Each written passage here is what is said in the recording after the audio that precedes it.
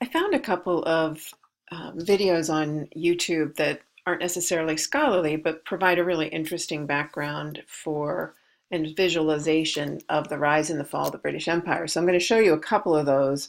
The first one's 9 minutes long, almost 10 minutes long, and I encourage you to look at that and watch it for yourself. Um, but I wasn't able to get it to work on YouTube, so we'll go ahead and just show it right here. So you can see that this takes us through the very beginning, and some points that I think are really interesting are at about 345. You can see this tiny, let's go ahead and start here. You can see this tiny little country up here, and those are the British holdings. And then I think it's about 345. 340. You can see that there's an increase now in the 1600s of colonization here, and it describes what happens in the 18th century.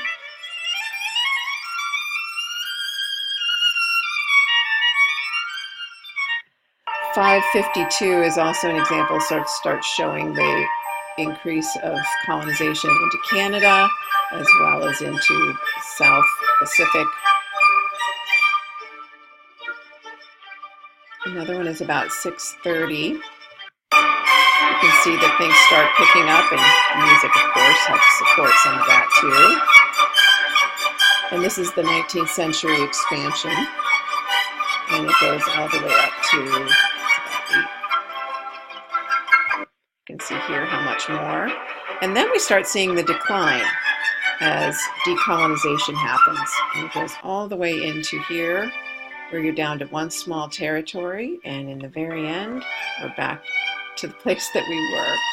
Anyway, it's an interesting way of looking at how things worked for British imperialism and the effort of expansion and contraction that has happened in their colonial enterprise. This particular one focuses in on the West Indies, and I encourage you to sort of take a look at it. If you open it up, it takes you through, again, a time lapse, but you can see here that England in the end of the 1600s was sort of right along these coastal parts and had different territories. And as you move through the different decades, you'll see the switch between France and Great Britain and things like that. And you can also start seeing that change take place here as well. One of the things that was unique about the colonial enterprise in the West Indies, in North America, and Australia was the movement of and the migration of large groups of people, or even small groups of people, that ended up killing off the native populations through health reasons or through violence, and also possibly enslaved narratives as part of the labor force. And those became settlements and land claims. India is a little bit different, and I've put in the subtitle "From the Land to Sea" because originally movement through, especially northern India, was a part of the large Silk Road from Europe all the way down into China and other parts of Asia. And in an effort after the 1500s development of sea vessels that could go longer distance on sea, the East India Company got a charter from Queen Elizabeth I in 1600 to have sole access of all British merchants in India. And so that's fairly early. And for the next 250 years, the East India Company was a very powerful force in both British economics and politics, as well as within India. Now, it was slightly different, and population in India is significantly larger. And the other difference is that the colonizers worked through established empires and rulers. And while there was a lot of shift in land masses and how it expanded and contracted over time, there was a long history of British involvement in India. It was a very limited settlement, though, and not until the mid-19th century did it become part of the larger empire of Queen Victoria. Some of the things that involved those shifts that were happening in India are also a part of shifts that were happening globally. In 1807 and then again in 1832, Britain limited and then abolished slavery. And one of the things it needed to do then was turn to other economic and political strategies to protect its investments. Prior to this, the US, the United States, the colonies had also thrown off British rule or resisted British rule. And as a result, Britain looked into new ways of doing things. And you can see that in the 19th century, there's an effort at a more formal colonial structure that set up clearer governance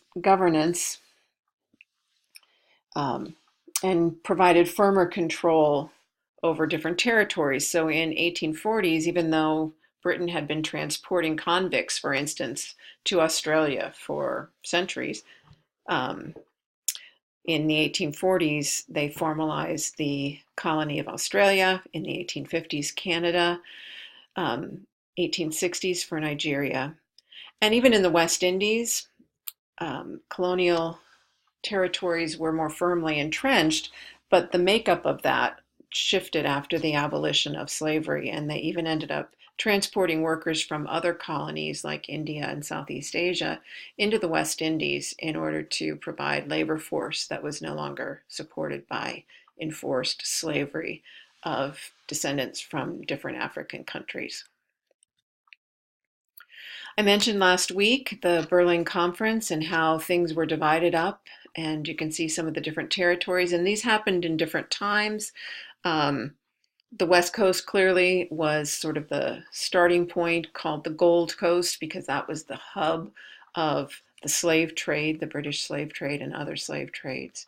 And so it's important, I think about the competition that continued to happen in Africa, the same kind of thing that had been going on in the West Indies and in North America, and then this strategy of trying to intentionally divide up rather than go through a variety of wars among European countries over territories.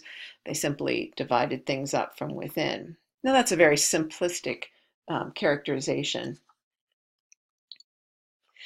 But again, remember that the desire for diamonds and minerals and resources as well as land were part of the motives here. And it's also interesting, like India, white rule in these areas was always a minority rule.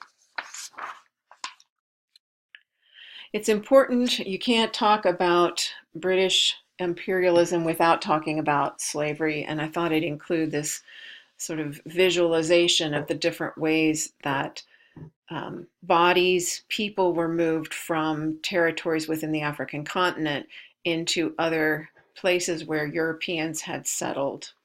And I also don't want to simplify that this was the only time that there was movement in these different areas. So there's some really interesting historical context for China's exploration through the sea into South America and Central America.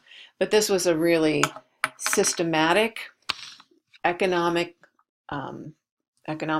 profitable and exploitive slave trade. But do also notice that there are other places where slave trade happened. And so even some of the slave trade that came from Northern Africa into these areas often ended up heading over into different territories here. This map also tends to ignore the fact that some slave trade also happened coming out of Western Africa up into Europe and then over into the West Indies. But do note that the majority of people were taken into the West Indies and then even from there moved into either North or South America. But it's really important to think about this movement of bodies for profit is a really key part of the history of the British Empire.